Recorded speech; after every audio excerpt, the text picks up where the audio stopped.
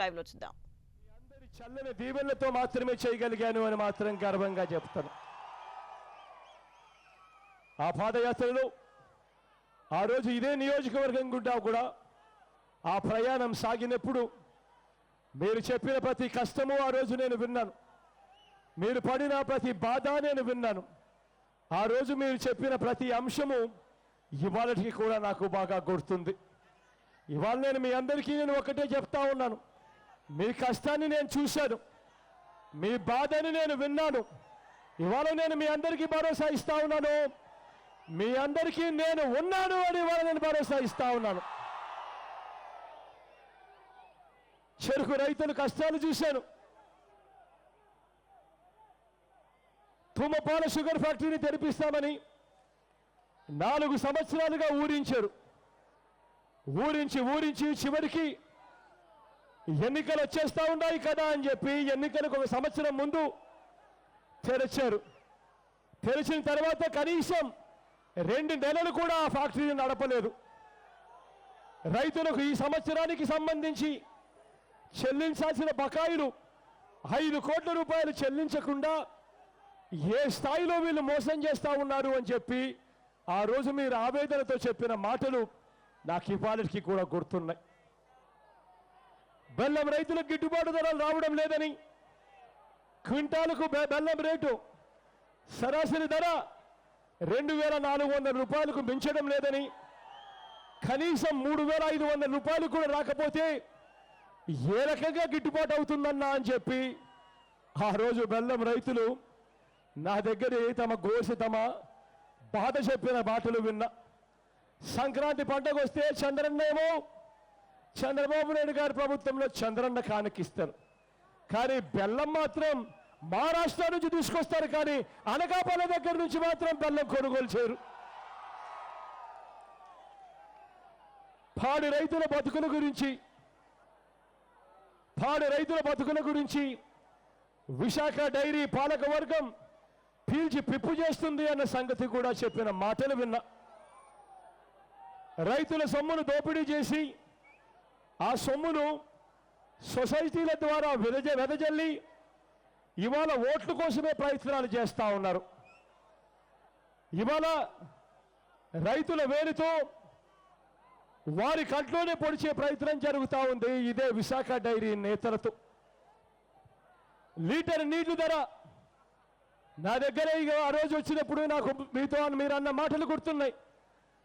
1 litre నీళ్ళ bottle చూపించి అన్నా 1 లీటర్ నీళ్ళ బాటిల్ కిడ్నీ వాటర్, ఈ మినరల్ వాటర్ నీళ్లు 1 లీటర్ కొనాలి అని అంటే 22 రూపాయలు అన్నా. మరి 1 లీటర్ పాలు మాకు వచ్చే రేట్ ఎంతో తెలుసా అన్నా? లీటర్ 23 రూపాయలకు అమ్మాల్సిన పరిస్థితిలో మేము ఉన్నామన్నా అని చెప్పి పాడి రైతులు పడ్డ బాధలు నా కళ్ళతో నేను చూసా. విశాఖ డైరీలో పనిచేస్తా ఉన్న ఉద్యోగస్తులు వాళ్ళు చెప్పిన బాధలు నేను విన్నా. అన్న 10 ఏళ్ళ పైబడిగా పనిచేస్తూ ఉన్నాం, రోజుకు 12 గంటల నుంచి 18 గంటలు పనిచేయించుకుంటారు. నెలకు వచ్చేసరికి జీతాలు మాత్రం 5-6 వేలు మించి ఇవ్వడం లేదన్నా, ఎలా బతకాలన్నా అని చెప్పి అక్కడ పనిచేస్తా ఉన్న ఉద్యోగస్తులు చెప్పిన మాటలు విన్నా. ఇదే విశాఖ డైరీని నీరు కారుస్తూ ఇదే విశాఖ డైరీకి సంబంధించిన కొడుకు, ఆ యజమాని కొడుకు హైదరాబాద్లో కొడుకు పేరు మీద ప్రైవేట్ డైరీ పెట్టుకుంటాడు. విశాఖ డైరీ పాలను దొంగలించి కొడుకు డైరీకి పంపించుకునే పరిస్థితిలో ఇవాళ విశాఖ డైరీ నడుస్తూ ఉంది అని చెప్పిన మాటలు విన్నా. రైతులకు సేవలు చేస్తున్నాము అన్న పేరుతో ఒక ట్రస్ట్ తెరుస్తారు, స్కూలు కడతాడు, కానీ ఆ స్కూలు నారాయణ కాలేజ్ వాళ్ళకి ఇచ్చేస్తాడు. ఆ స్కూలును రైతులకు మేలు చేస్తున్నాను అని చెప్తూ ఒక ఆసుపత్రి కడతారు, ఆ ఆసుపత్రి మాత్రం కిమ్స్కి ఇచ్చేస్తాడు. ఇదే విశాఖ డైరీకి సంబంధించిన పెద్దలు. రైతుల చెమటతో 1,000 కోట్ల రూపాయల మేర ఆస్తులు విశాఖ డైరీ, కానీ ఇవాళ విశాఖ డైరీ ఒక కుటుంబానికి సంబంధించిన డైరీగా ఉందా, లేకపోతే రైతులకు సంబంధించిన డైరీగా ఉందా అన్నది ఒక్కసారి ఆలోచన చేయమని మిమ్మల్ని అందరినీ కూడా నేను ఇవాళ కోరుతా ఉన్నాను. చంద్రబాబు నాయుడు గారితో కలిసి రైతుల రక్తాన్ని అటువైపు నుంచి హెరిటేజ్ డైరీ, ఇటువైపు నుంచి విశాఖ డైరీలు ఇద్దరు కూడా పీల్చి పిప్పి చేస్తా ఉన్న పరిస్థితులు.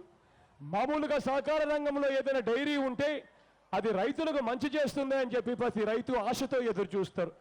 కారణం ఏంటంటే సహకార రంగంలో ఉన్న డైరీలు రైతులకు ఇంకా మెరుగైన రేటు ఇస్తారు. వాళ్ళు మెరుగైన రేటు ఇచ్చినప్పుడు ప్రైవేట్ డైరీలు కూడా ఇవ్వని తప్పని పరిస్థితిలోకి వెళ్ళిపోతుంది. అప్పుడు రేట్లు పెరుగుతాయి, రైతులకు మంచి జరుగుతుంది అని చెప్పి ఎవరైనా ఆశగా కోఆపరేటివ్ రంగంలో ఉన్న డైరీలు ఉండాలని, అవి బాగా నడవాలని ఆలోచన చేస్తారు.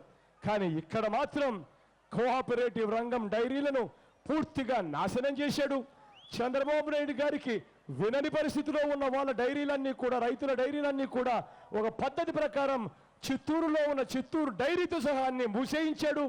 ఇక తన మాటలు మాత్రమే వినే వాళ్ళను మాత్రం ఏకంగా డైరీల చైర్మన్లుగా చేసేసి అవన్నీ కూడా ఒక కుటుంబ పరిపాలన కింద తీసుకొచ్చేసి వాళ్ళు హెరిటేజ్ వాళ్ళు ఇద్దరు కలిసి రైతుల కాడికి వచ్చేసరికి లీటర్ మినరల్ వాటర్ కొన్నా 22 రూపాయలే, లీటర్ పాలు కొన్నా కూడా అదే 23 రూపాయలకి అమ్మే పరిస్థితిలోకి రైతులను తీసుకుపోతా ఉన్నారు. ఈ ప్రతి మాట నేను విన్నా. ఆ రోజు అనకాపల్లిలో 250 పడకల ఆసుపత్రిగా అప్గ్రేడ్ చేశారన్నా, కానీ ఏం సుఖమన్నా అప్గ్రేడ్ పేరుకే చేశారు. సరిపడా డాక్టర్లు ఉండరు, సిబ్బంది ఉండరు. 46 మంది వైద్యులు ఉండాల్సిన చోట కేవలం 15 మంది కూడా సరిగ్గా పనిచేయడం లేదన్నా చెప్పిన ప్రతి మాట ఆ రోజు నేను విన్నా. ఇదే అనకాపల్లిలోనే సత్యనారాయణపురంలో చంద్రబాబు నాయుడు గారు అవినీతి ఫ్లాట్లు కడతా ఉన్నాడు అని చెప్పి ప్రజలు చెప్పిన ప్రతి మాట నేను విన్నా. ఆ రోజు ఆ ఫ్లాట్ల గురించి చెప్పినప్పుడు నేను అన్నా ఆ మాట, ఒక ఫ్లాట్ కట్టడానికి ఎంత అవుతుంది అని చెప్పి ఏదైనా బిల్డర్ దగ్గరికి వెళ్ళి ఫ్లాట్ కట్టడానికి ఎంత అవుతుంది అని చెప్పి ఒక్కసారి అడిగితే భూమి ఫ్రీగా వస్తూ ఉంది, సిమెంట్ సబ్సిడీ రేటు మీద వస్తూ ఉంది, ఫ్లాట్లలో లిఫ్ట్ కూడా లేదు, ఫ్లాట్లలో గ్రనైట్ ఫ్లోరింగ్ కూడా లేదు. మరి అటువంటి పేదవాడికి కట్టే ఆ ఫ్లాటు అడుక్కు 1000 రూపాయలు 1100 రూపాయలు మించదన్నా అని చెప్పి ఏ బిల్డర్ అయినా మీకు చెప్తాడు. అటువంటిది ఇదే సత్యనారాయణపురంలో ఈ పెద్ద మనిషి చంద్రబాబు నాయుడు గారు కడతా ఉన్న ఫ్లాటు అడుక్కు 1000 రూపాయలకు మించని ఆ ఫ్లాటుకు పేదవాడికి వచ్చేసరికి అడుక్కు 2000 రూపాయలకు పేదవాడికి అమ్మే కార్యక్రమం చేస్తా ఉన్నాడు ఈ పెద్ద మనిషి చంద్రబాబు నాయుడు గారు. 300 అడుగుల ఫ్లాట్ అట, అడుక్కు 1000 రూపాయలంటే 3 లక్షల రూపాయలు మించి కట్టడానికి అయ్యే ఖర్చు కాని ఫ్లాటును చంద్రబాబు నాయుడు గారు అదే 300 అడుగుల ఫ్లాటు అడుక్కు 2000 చొప్పున 6 లక్షల రూపాయలకు ఇదే పేదవాళ్ళకు అమ్మే కార్యక్రమం చేస్తా ఉన్నాడు ఈ పెద్ద మనిషి చంద్రబాబు నాయుడు గారు. ఆ 6 లక్షల రూపాయల్లో 1,50,000 కేంద్ర ప్రభుత్వం ఇస్తుందట, మరో 1,50,000 రాష్ట్ర ప్రభుత్వం ఇస్తుందట. ఆ మిగిలిన 3 లక్షల రూపాయలు ఆ పేదవాడి తరపున పేదవాడి మీద అప్పుగా రాసుకుంటారట. ఆ అప్పు ఆ పేదవాడు 20 సంవత్సరాల పాటు నెల 3,000 రూపాయలు కడుతూ పోవాలట. లంచాలు తీసుకునేది చంద్రబాబు నాయుడు గారు, ఆ లంచాలు తీసుకునేది చంద్రబాబు నాయుడు గారు. ఆయన లంచాలు తీసుకుంటాడు, ఆయన తీసుకున్న లంచాలకు పేదవాడు 20 సంవత్సరాల పాటు నెల 3,000 రూపాయలు కడుతూ పోవాలట. ఇంతటి దారుణంగా పేదవాళ్ళతో కూడా కనీసం అవినీతి చేస్తా ఉన్న దుర్మార్గపు పాలన కనిపిస్తూ ఉంది.